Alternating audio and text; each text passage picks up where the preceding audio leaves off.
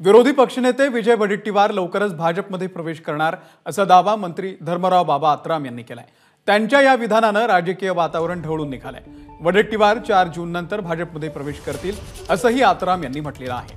आत्राम यांच्या दाव्यावरती टीका करताना विजय वडेट्टीवार यांची जीभ घसरली। ते काय म्हणाले आपण पाहूया।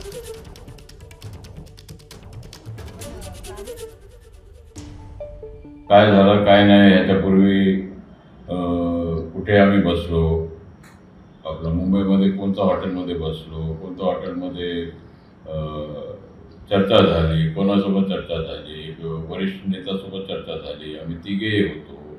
आणि त्याचा जे कॅमेरा आहे हॉटेलचा, त्या कॅमेऱ्यामध्ये त्यांचे चित्रही आहे आणि माझ्या एक मित्रांनी सुद्धा ते व्हिडिओ काढलेला आम्ही तिघे एकत्रित असताना माझ्यासमोर चर्चा झाली। तर ते भाजपामध्ये जाण्याच्या तयारीमध्ये आहेच ह्याचा अर्थ। आणि 4 जूनच्या नंतर केव्हाही जातील ते। काय झालं काय नाही याच्यापूर्वी त्याच्यामध्ये दम असेल, जर तो राजा असेल खराच तर त्याने हॉटेलचं नाव सांगा आणि पुरावे दे, तुझी गुलामगिरी करतो, नाही तर सोड मंत्रीपद, तुझ्यामध्ये दम असेल तर। खोटारडे बोलण्याची एक मर्यादा असते।